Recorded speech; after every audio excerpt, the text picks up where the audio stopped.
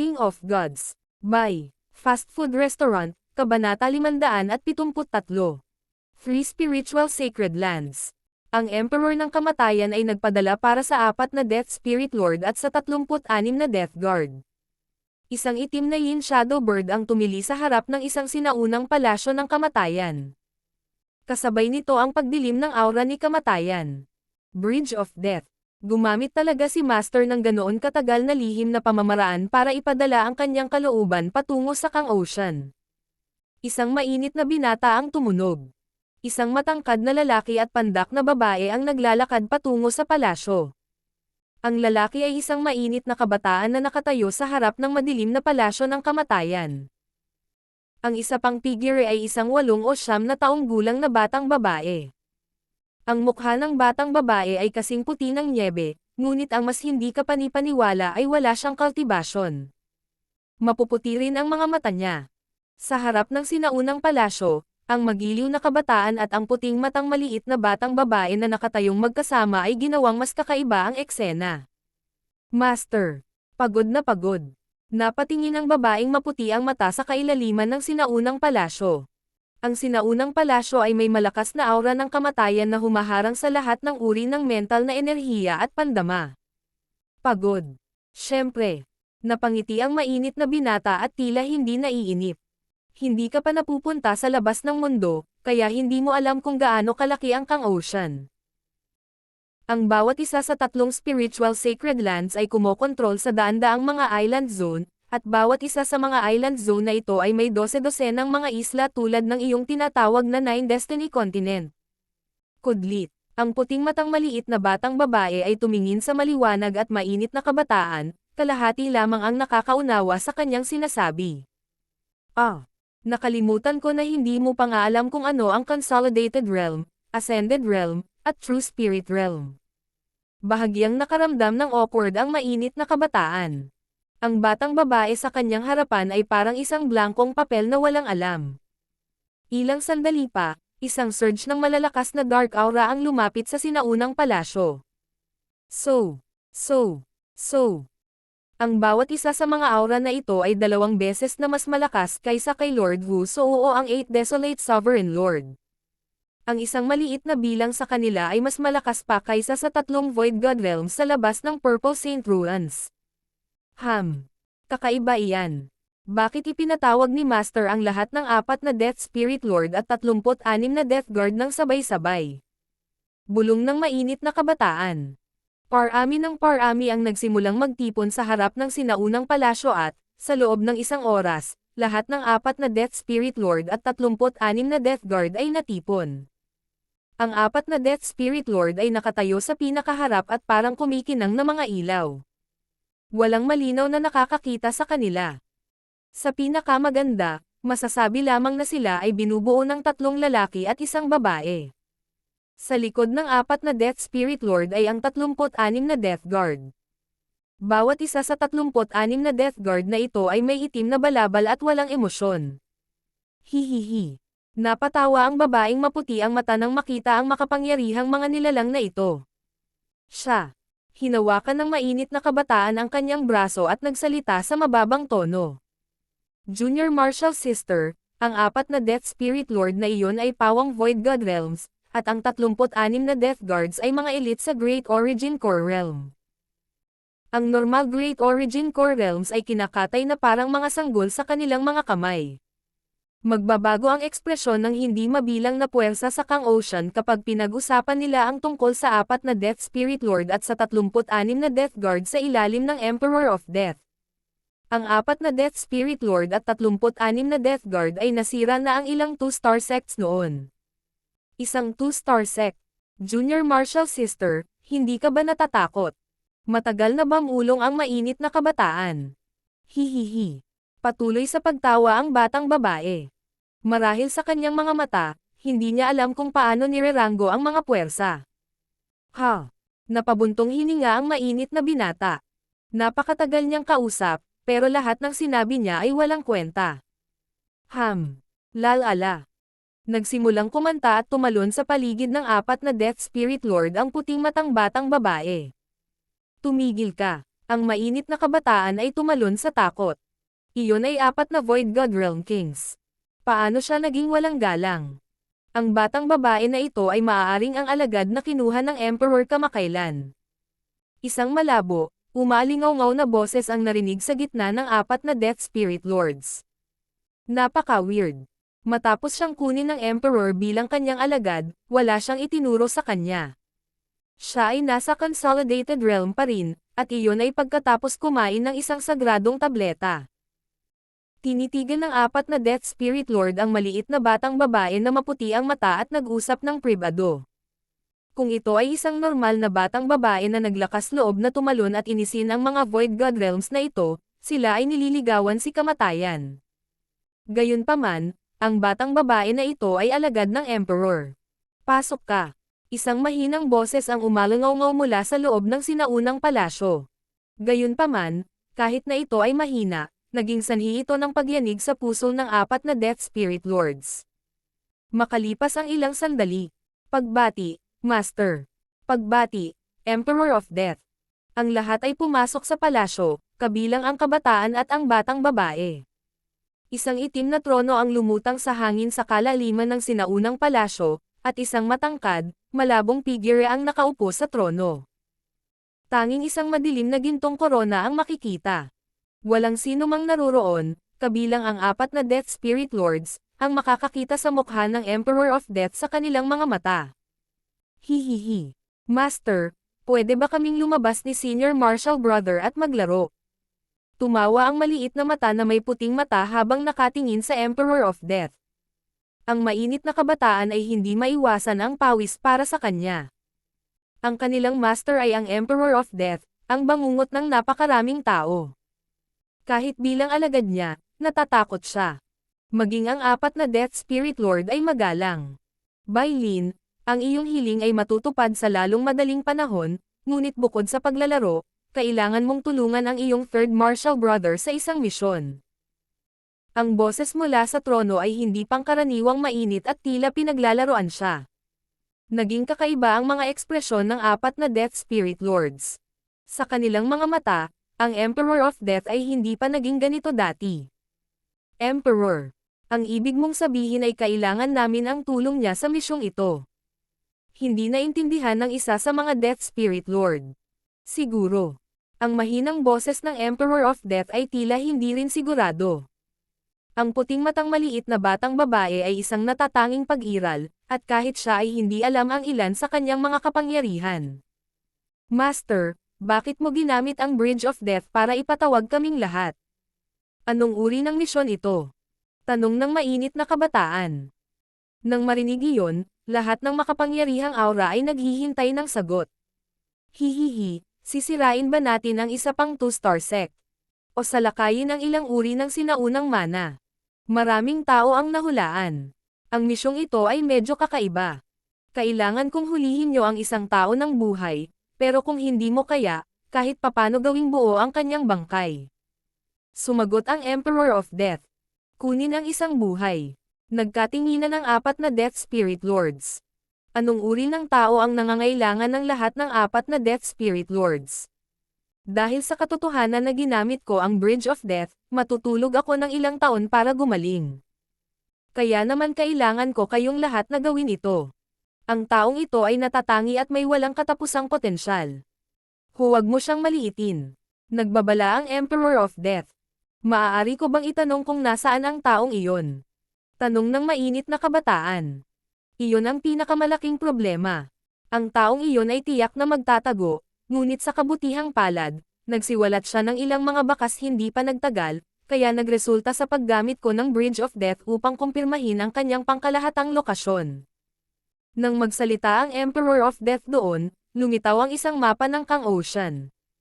Ang karagatang Kang ay mayroong 3 pangunahing spiritual sacred land. True Martial Sacred Land, Floating Dreams Sacred Land, 10,000 Woods Sacred Land. Ang mga mata ng mainit na kabataan ay tumitig sa 3 lugar na may paghanga at pag-asa. Ang 3 spiritual sacred lands ay tila ang tanging mga lugar sa Kang Ocean kung saan mayroong 3 star na mga sekta. Maging ang Emperor of Death ay magalang sa 3 spiritual sacred land. Ang lugar na iyong hinahanap ay nasa timog silangan na direksyon ng True Martial Sacred Land, sa loob ng 12 ng mga island zone na ito. Itinuro ng Emperor of Death ang isang napakaliit na lugar. Ang 12 ng mga island zone na ito ay hindi kahit isang daang bahagi ng Kang Ocean, ngunit ang mga kilay ng lahat ng 4 na Death Spirit Lords at ang mainit na kabataan ay kumunat pa rin. Ang bawat zone ng isla ay napakalaki at may mga lungsod na katulad ng 8 Desolate Mountains sa paligid nito. Higit pa rito, ang aktwal na lupain ay isang maliit na butil lamang kumpara sa karagatan. Ang distansya sa pagitan ng bawat zone ay napakalaki. Mula doon, makikita ng isa na ang pagkalkula ng posisyon ni Zhao Fang ay magiging napakahirap. Medyo malaki ang lugar. Sumang-ayon ang Emperor of Death bago muling nagsalita. Gayunpaman, bawat isa sa inyo ay may natatanging token of death. Bagamat pinigilan ng taong iyon ang aura sa pinakamababa, mararamdaman mo pa rin ito hanggat nasa malapit ka. Kaya ganyan yan. Naintindihan ng lahat. Sa kanilang token of death, madarama nila ang tao sa loob ng isang tiyak na saklaw, kaya nababawasan ang kahirapan ng 100 beses. Hindi bababa sa ito ay hindi sinusubukan na makahanap ng isang karayom sa karagatan. Umalis ka ngayon. Ang Emperor of Death ay nag-usap tungkol sa ilang iba pang mga bagay bago nagpa siya. Huwag. Sarado ang tarangkahan ng sinaunang palasyo. Pinangunahan ng 4 na Death Spirit Lord ang Death Guards at lumipad palayo. Kabilang sa kanila ang mainit na kabataan at maliit na batang babae na maputi ang mata. Hindi naintindihan ng 4 na Death Spirit Lords kung bakit ipapadala ng Emperor of Death ang maliit na batang babae na ito, na walang anumang lakas sa pakikipaglaban, upang tulungan sila. Yung may God Eyes lang ang makakalaban sa God Eyes. Isang itim na whirlpool ang lumitaw sa mga mata ng Emperor of Death habang ang tarangkahan ng sinaunang palasyo ay sumara. King of Gods, Kabanata 574. Muling pagsisiyasat sa sinaunang Dream Realm. Sa walang limitasyong karagatan, sa paligid ng mga gilid ng Tianlo Islands, ang Blue Lightning Sky Ship ay naglakbay ng palayo sa 8 Desolate Mountain. Sa loob ng cabin ng kapitan. Pang! Pang! Pang! Pang! Ang kaliwang mata ni Zhao Fang ay nagsimulang pumikit bilang babala. Ang aura mula sa Eye of Death sa kaibuturan ng kanyang kaliwang mata ay lumundag. Nadama ni Zhao Fang na ang presyon at panganib sa loob ng kanyang kaluluwa ay naging mas malinaw, at siya ay napabuntong hininga na lamang. Kung hindi niya ginamit ang Void Space Eye Slash, hindi siya madarama ng Emperor of Death. Maaaring isipin na ang Emperor of Death ay dapat na sinubukang subaybayan kaagad si Zhao Fang. Gayunpaman, hindi pinagsisihan ni Zhao Fang ang kanyang desisyon. Nang hindi ginagamit ang kanyang pinakamalakas na pag-atake, ang Skeletal Division Leader at siya ay walang laban kay Lord Husuo. Skeletal Division Leader. Siniyasat ni Zhao Fang ang mga pinsala ng Skeletal Division Leader sa loob ng 10,000 Ghost Pearl. Marami sa mga buto nito ang nabali, at nagkalat ang mga bitek sa buong katawan nito. Mabuti na lang at nailigtas ako ni Master sa tamang panahon, kaya pisikal na nasugatan lang ako. Ang aking pundasyon at core ay ligtas. Ngayong sumanib na sa akin ang 9 Deadly Yin Bone, makakabawi ako sa loob ng 2 buwan sa loob ng 10,000 Ghost Pearl. Nagpapasalamat na sabi ng Skeletal Division Leader. Tumanggaw si Zhao Fang. Sa kabutihang palad, nilinang ng Skeletal Division Leader ang Dao of Bone Strength Enang, kaya napakahirap nito. Kung ito ay isang normal na sovereign sa lugar ng Skeletal Division Leader, hindi pa sila makakatagal ng kalahati gaya ng nangyari. Sa isang kisap mata, 2 o 3 buwan ang lumipas. Ginugol ni Zhao Fang ang karamihan sa kanyang oras sa paglilinang. Isa iyon sa mga pakinabang ng pagkakaroon ng barko. Sa panahon ng paglalakbay, maaaring gugulin ng isa ang kanilang oras sa paglilinang sa halip na lumipad. Jishui, nasaan tayo?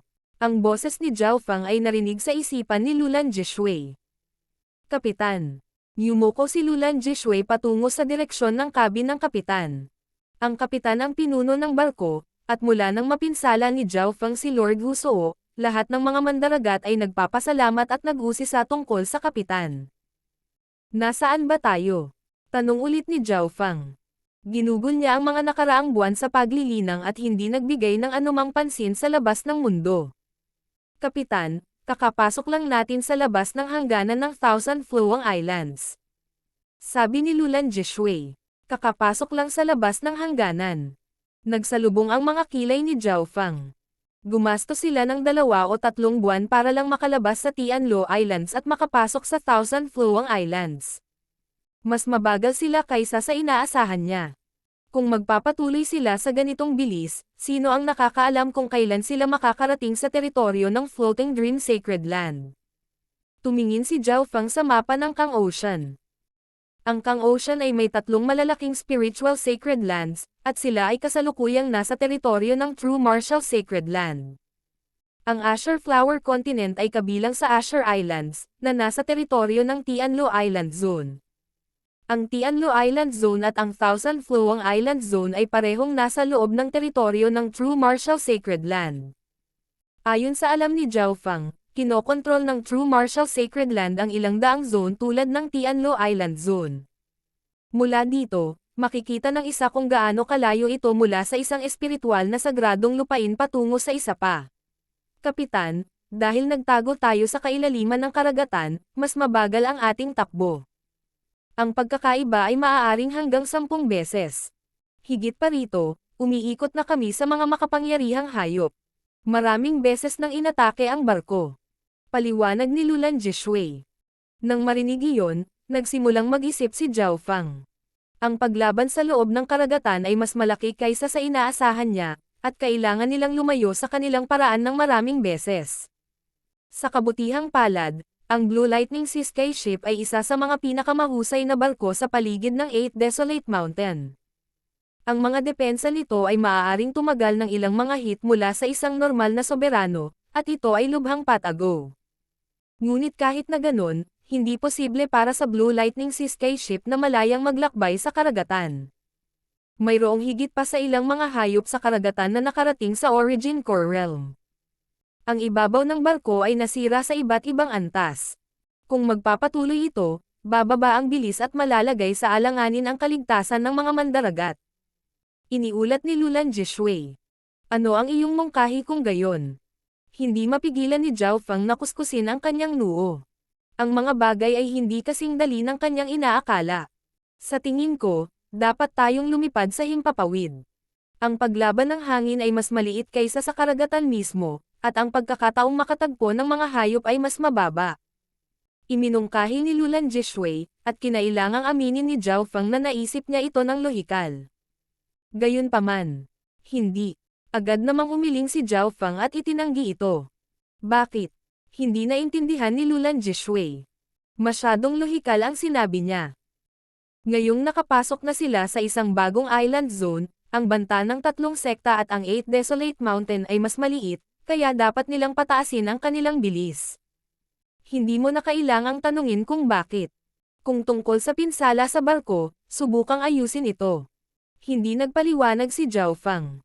Ang totoong panganib na kinakaharap nila ngayon ay ang Emperor of Death, hindi ang 3 sekta.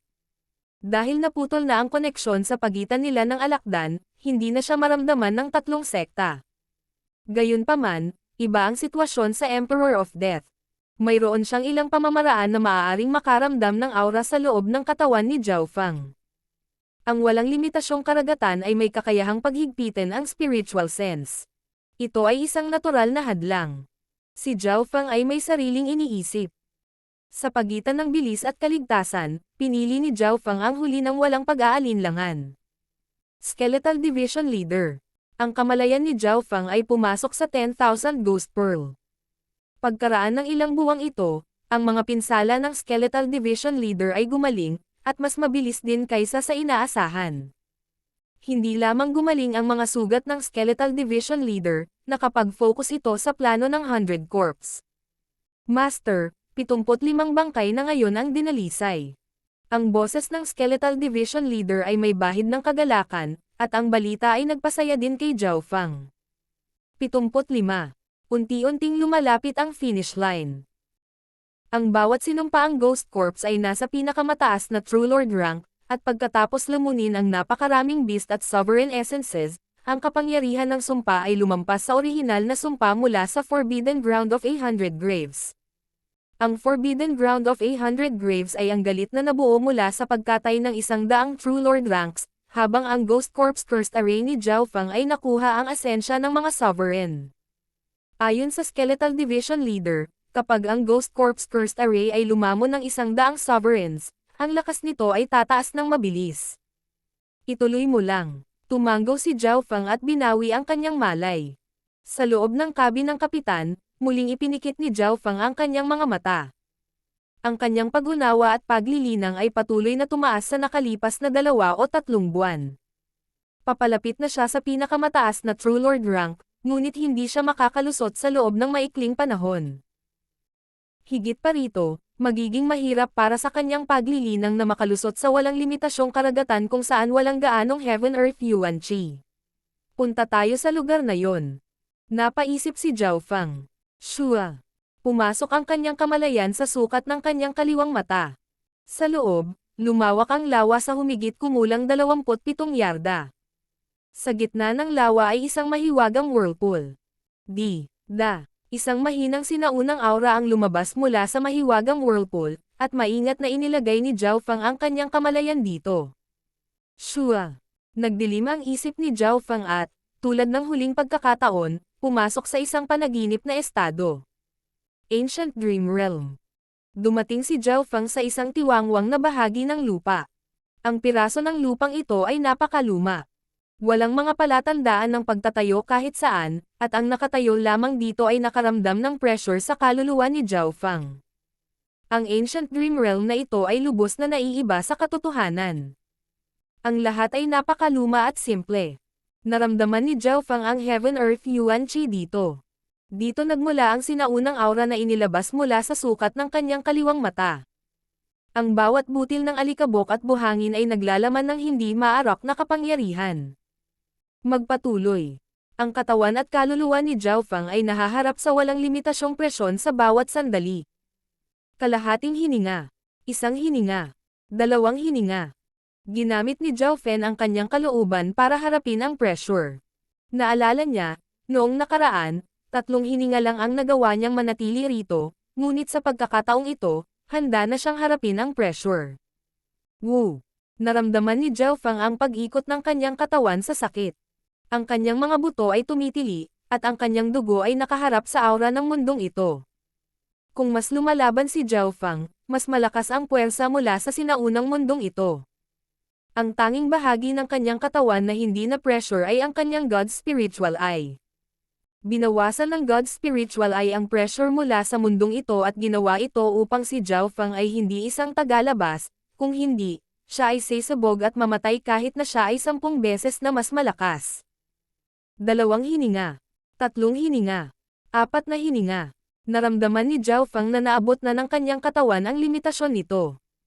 Sa wakas, sa 4.5 paghinga, hindi na nakapagpatuloy si Zhao Feng. Wow! Si Zhao Feng ay nagluwa ng isang subo ng dugo at ang kanyang isip ay naging itim. Sa sandaling bago siya mawala, sinipsip ni Zhao Feng ang isang hininga ng sinaunang aura. Sa susunod na sandali, sa cabin ng kapitan, sa kailaliman ng walang limitasyong karagatan. Shua! Binuksan ni Zhao Feng ang kanyang mga mata at pinunasan ang dugo sa kanyang labi. Ang pinsala mula sa Ancient Dream Realm ay lumitaw din sa katotohanan.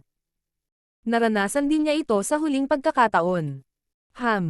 Biglang naramdaman ni Zhao Feng ang sinaunang aura sa kanyang katawan na unti-unting kumalat.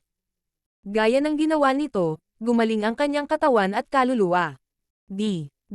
Ang kapangyarihan ng bloodline sa kanyang katawan ay tila isang tagtuyot na lupain na sumisipsip ng tubig pagkatapos ng ulan.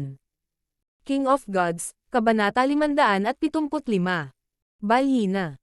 Ang huling hininga niya sa Ancient Dream Realm ay kumakalat na ngayon sa kanyang katawan. Hindi kapanipaniwala, pinalakas ng sinaunang aura na ito ang kanyang katawan at kaluluwa. Ang pinsalang nakuha sa loob ng sinaunang Dream Realm ay makikita sa katotohanan. Ang mga bagay sa loob nito ay maaari ding ilabas. Nabalisa ang isip ni Zhao Feng. Bagamat ang Ancient Dream Realm ay tila lubhang makatotohanan, si Zhao Feng ay pumasok lamang ng may kamalayan. Mula sa kanyang pananaw, ito ay karaniwang isang ilusyon. Gayunpaman, ang resulta ay hindi kapanipaniwala. Napagtanto ni Zhao Feng na ang Ancient Dream Realm ay hindi lamang isang simpleng mental energy world. Meow meow. Ang maliit na pas ang magnanakaw ay tumalon sa balikat ni Zhao Feng at nagsimulang sumipsap ng bahagi ng sinaunang aura na lumabas. Pagkatapos ng lahat, hindi lubos na maabsorb ng katawan ni Zhao Feng ang aura, kaya ang natitirang bahagi ay hinigop ng maliit na pas ang magnanakaw. Meow meow. Ang munting pas ang magnanakaw ay tila labis na nasa sabik matapos masipsap ang sinaunang aura. Mukhang malaki ang naitutulong sa akin ng aura na ito. Ipinikit ni Zhao Feng ang kanyang mga mata. Una, parang nalinis at napalakas ang bloodline niya. Ito ay kadalasang nangyayari lamang kapag ang isang tao ay nagkaroon ng husay na tagumpay. Halimbawa, mula sa Ascended Realm hanggang sa True Spirit Realm, ang estado ng pag-iral ng isang tao ay magbabago. Ang aking katawan at bloodline ay parehong naging mas malakas. Marahan na sinuntok ni Zhao Feng at naramdaman na mas malakas ang kanyang katawan kaysa dati. Ang pinakahalatang pagbabago ay ang kanyang bloodline power. Ang aura ng kanyang bloodline ay mas dalisay ngayon, at mayroon pa itong mga senyales ng pagsubaybay pabalik sa kanyang ninuno. Boy! Isang alon ng tubig ang nakapalibot kay Zhao Feng at ang enerhiya ay mas dalisay kaysa dati. Isang aura mula sa sinaunang panahon. Bahagyang nanginig ang Ice Imperial Spear, at nagsimulang gumising ang lamig sa loob nito. Tila narinig ni Zhao Feng ang isang boses. Ito marahil ang espiritu ng sandata sa loob ng sandatang pamana ng Earth Grade. Ang mga sandata ng Earth Grade ay mga item lamang sa ibaba ng Heaven Grade, at hindi bihira para sa kanila na magkaroon ng mga espiritu. Ang Ice Imperial Spear ay bahagyang hindi kumpleto, ngunit tila nakabawi at lumakas ito ng kaunti ngayon. Natagpuan ni Zhao Feng na ang Ice Imperial Spear ay maaari ding sumipsap ng isang maliit na tipak ng sinaunang aura mula sa Ancient Dream Realm. Dahil sa mga pagbabagong iyon, nagulat at natuwa si Zhao Feng. Isang munting hininga lamang mula sa sinaunang Dream Realm ay may napakaraming gamit. Ang maliit na pas ang magnanakaw, ang kanyang sandata sa Earth Grade, at si Zhao Feng mismo ay nakinabang dito. Pagkalipas ng 3 araw, gumaling ang mga sugat ni Zhao Feng, at muli siyang pumasok sa Ancient Dream Realm. Sa pagkakataong ito, nagawa ni Zhao Feng na tumagal ng 5 paghinga, at sa loob ng 5 hiningang iyon, dobleng beses na nasipsip ni Zhao Feng ang sinaunang aura kaysa dati. Ho! Sinubukan ni Zhao Feng ang lahat ng kanyang makakaya upang lubos itong makuha. Ang aura na ito ay nag-upgrade sa mga katangian ng kanyang katawan at tila binago ang kanyang estado ng pagkatao. Naging dalisay din ang kanyang bloodline power. Meow meow. Ang maliit na pas ang magnanakaw ay umupo kay Zhao Feng at mabilis na hinigop ang aura mula sa Ancient Dream Realm. Source of True Spirit. Nagningning ang mga mata ni Zhao Feng habang pinapasok niya ang ilan sa Ancient Dream Realm aura sa kanyang Source of True Spirit. Nagulat na naman siya. Nang makuha ng kanyang Source of True Spirit ang sinaunang aura, ang kapangyarihan ng Wind Lightning ni Zhao Feng, kabilang ang Purple Destruction Lightning, ay nalinis at naging mas dalisay. Siyempre, lahat ng mga pagtaas na ito ay napakaliit at mararamdaman lamang kapag nakatutok ang isa. Gayunpaman, tuwang-tuwa pa rin si Zhao Feng. Ang aura na ito ay napaka-epektibo sa lahat. Tulad nito, 3 beses pang pumasok si Zhao Feng sa Ancient Dream Realm, at ang maximum na tagal ng oras na natagalan niya ay 8 hininga. Siyempre, habang tumatagal siya, mas malala ang mga sugat niya at mas matagal siyang kailangang gumaling. Makalipas ang 3 beses, ang katawan at bloodline ni Zhao Feng ay lumakas ng husto. Nadama niya na ang bawat pulgada ng kanyang katawan ay naglalaman ng napakalaking kapangyarihan, at, sa loob lamang ng isang maikling buwan, ang kanyang katawan ay maihahambing sa ilang mga soberano. Ang kanyang pinagmumulan ng tunay na espiritu ay naging mas dalisay din. Kung magpapatuloy ito, malapit na akong makapasok sa pinakamataas na True Lord rank. Si Zhao Feng ay puno ng pag-asa. Dahil sa katotohanan na ang kanyang mental energy level ay umabot na sa level ng isang sovereign, kapag naabot na niya ang peak True Lord rank, siya ay agad na aakyat sa half-step Origin Core Realm. So, ang Blue Lightning Siskai ship ay dumaan sa karagatan na parang isda. Boom! Sa isang tiyak na sandali ng oras, isang napakalaking at malakas na aura ang lumitaw sa harap ng barko. Hindi maganda, parang may napakalakas na halimaw sa harapan natin. Nagpadala si Lulan Jishui ng mga utos sa mga mandaragat sa control room, at naabala rin si Zhao Fang.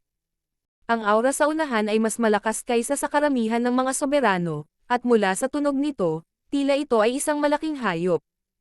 Hayaan mo akong makita. Binuksan ni Zhao Fang ang kanyang God's Spiritual Eye. Shua! Isang napakalaking balyina na ilang milya ang lapad ang nakita. Ang balyina na ito ay talagang ang pinakamalaking hayop na nakita ni Zhao Fang. Sa pamamagitan lamang ng pag-splash sa paligid, maaari itong lumikha ng 12-dosenang milya ang lapad na mga alon na maaaring bawain ang mga lungsod. Ito ang isa sa pinakamalaking hayop sa karagatan, ang walang limitasyong balyina sa karagatan. Bulalas ni Lulan Jishui at namuti ang mukha niya nang makita ang imaheng ipinadala sa kanya ni Zhao Fang. Walang limitasyong balyina sa karagatan. Ang maalamat na hayop. Kumbaga, kapag mature na, ang battle power nito ay maihahambing man lang sa isang soberano.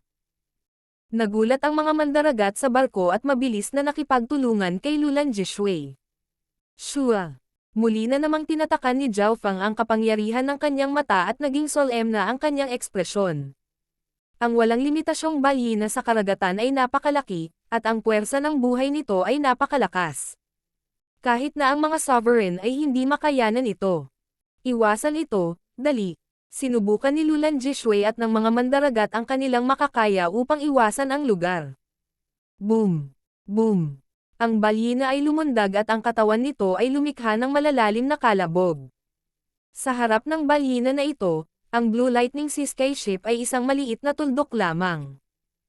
Pang! Ang Blue Lightning Sea Sky Ship ay itinapon sa karagatan, at lahat ng nasa barko ay nawalan ng balanse. Skeletal Division Leader. Umungol si Zhao Fang. Oo, Master.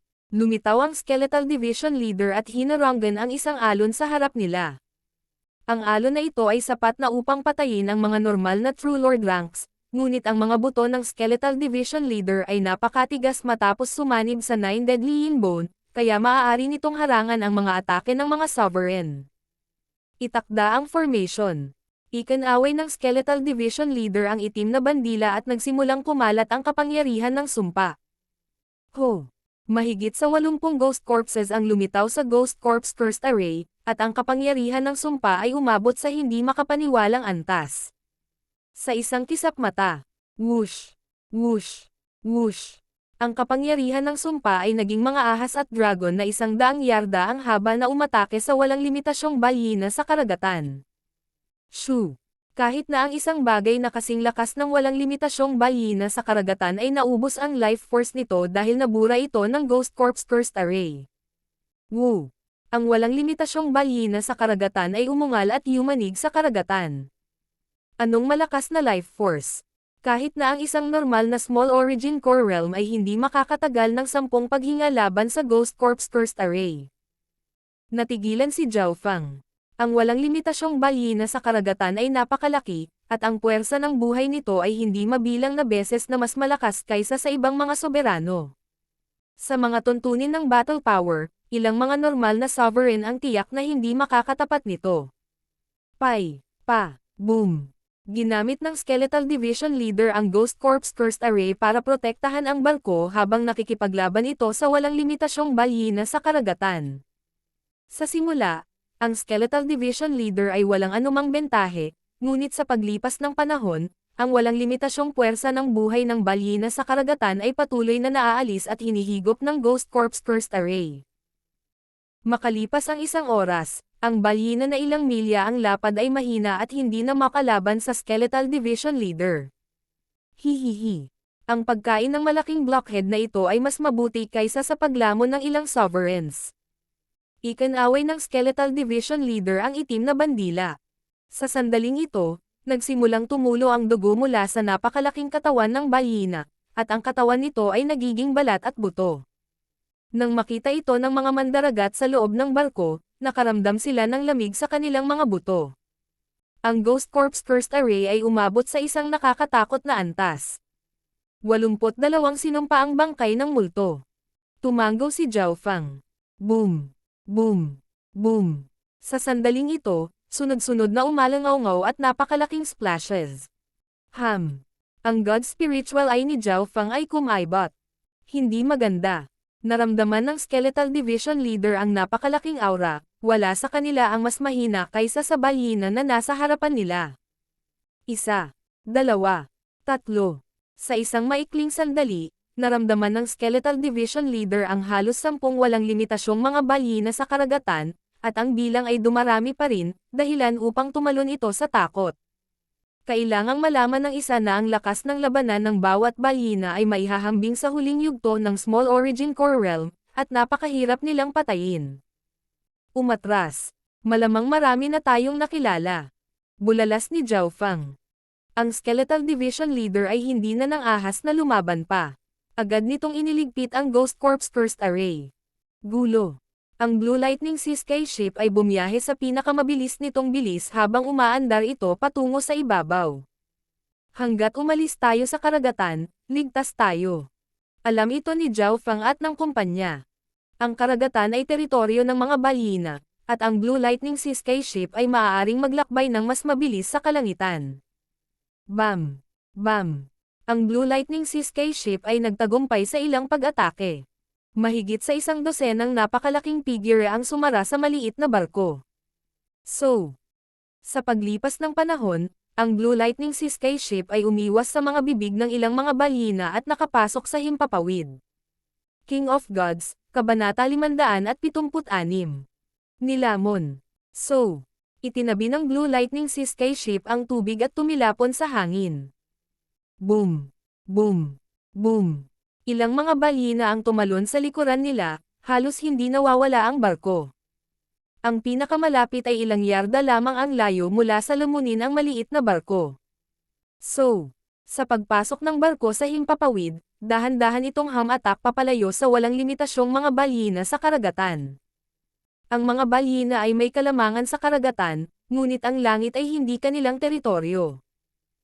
Mahigit 100 balyina ang sumunod sa kanila sa himpapawid, ngunit hindi nila naabutan ang Blue Lightning Sky Ship. Bamantong hininga ang lahat ng nasa barko. Dahil nakapasok na tayo sa himpapawid, ang mga balyina ay hindi na makakahabol ngayon. Nagsimulang magpahinga si Lulan Jishui at ang kumpanya. Si Zhao Fang at ang Skeletal Division Leader ay nagawang harapin ang 1 o 2 balyina, ngunit ang isang buong grupo sa kanila ay masyadong nakakatakot. Hindi ko akalain na makikita natin ang maalamat na walang limitasyong mga balyina sa karagatan. Ayon sa mga alamat, ang mga balyina ay napakalaki, at ang pinakamahalagang bahagi ng kanilang katawan ay ang kanilang kakanyahan ng dugo sa puso. Asensya ng dugo sa puso.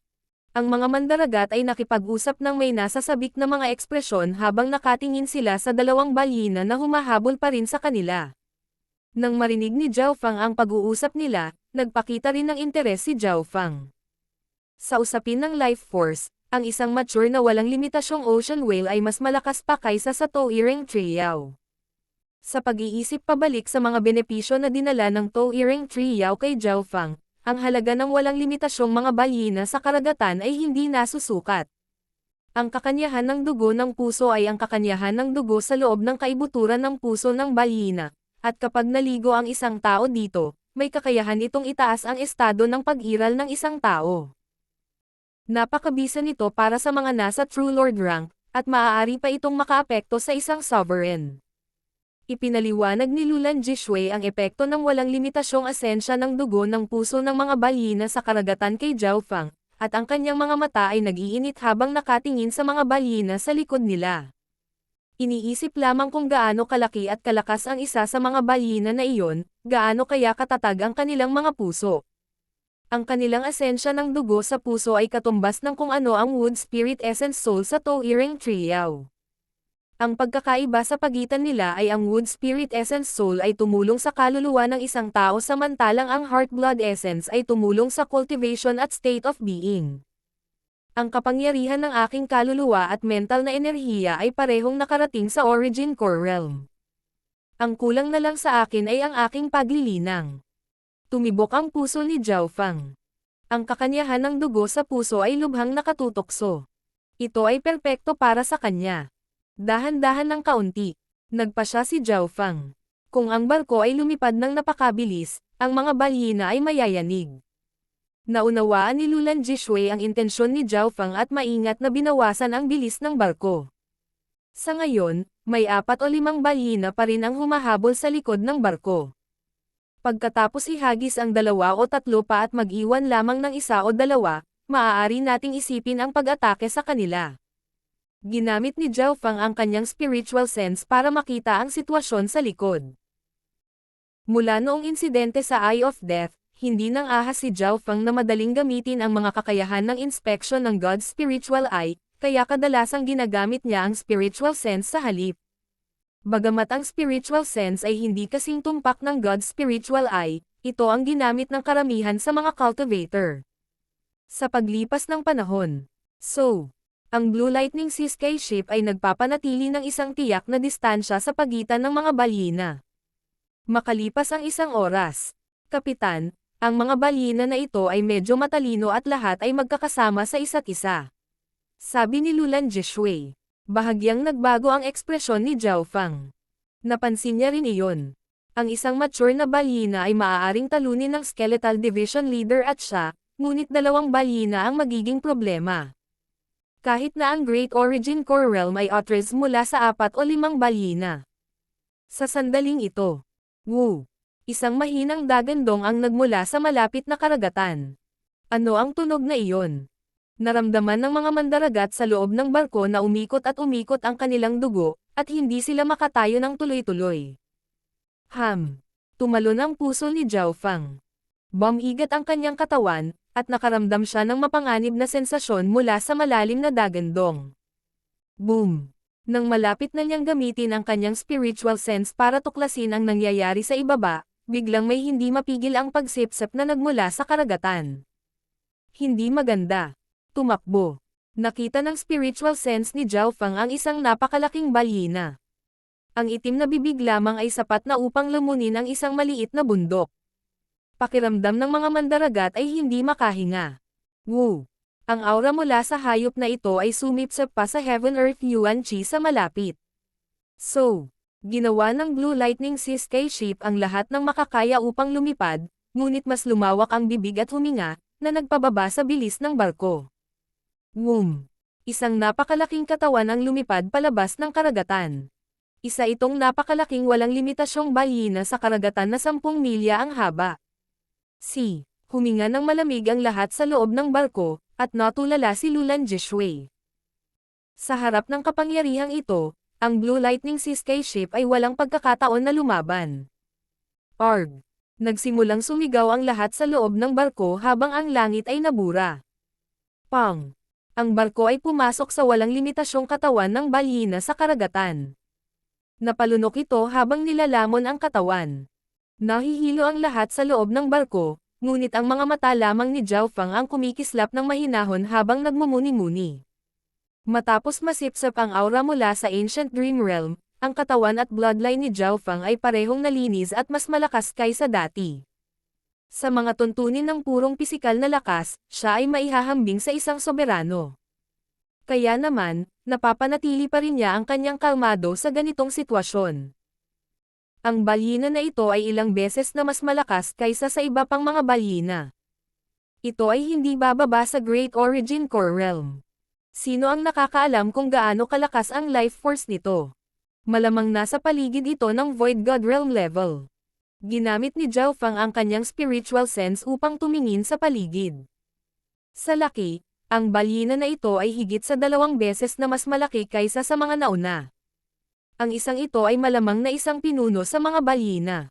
Mapait na ngumiti si Lulan Jishui, at ang ekspresyon ni Zhao Feng ay nagsimulang maging solemn na pagkatapos tumingin sa paligid. Ang lakas ng labanan ng balyina na ito ay tiyak na lumampas sa 8 Desolate Sovereign Lord at Lord Husuo. Ang laki ng balyina na ito ay napakalaki.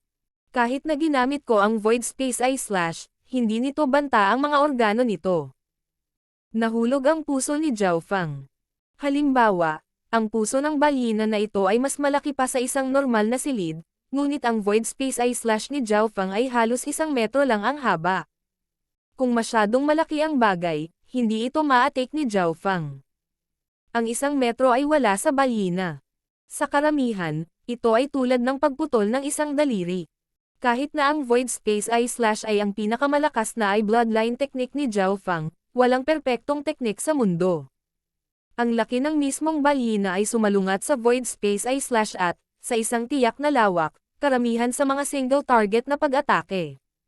Sa puntong ito, nagsimulang mag-isip si Zhao Fang. Gulo-gulo. Ang Blue Lightning Sky Ship ay nahulog sa isang malagkit na likido. Hindi maganda, iyon ang acid sa tiyan ng balyina. Bulalas ni Lulan Jishui. Acid sa sikmura. Ang spiritual sense ni Zhao Fang ay nakaramdam ng napakalakas na puwersang lumalabag. Ang normal True Lord ranks ay matutunaw kaagad sa sandaling hinawakan nila ito. Ang walang limitasyong mga balyina sa karagatan ay lumalamon ng maraming hayop o tao o kahit na mga barko at tinutunaw ang mga ito sa loob ng katawan nito.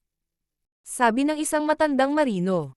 Tinakpan ng malagkit na likido ang buong barko. Bagamat ginawa ni Lulan Jishui at ng kumpanya ang kanilang makakaya, wala silang magagawa. Pinahinto ng malagkit na likido ang barko at tinatakan ito. Kapitan, ano ang dapat nating gawin?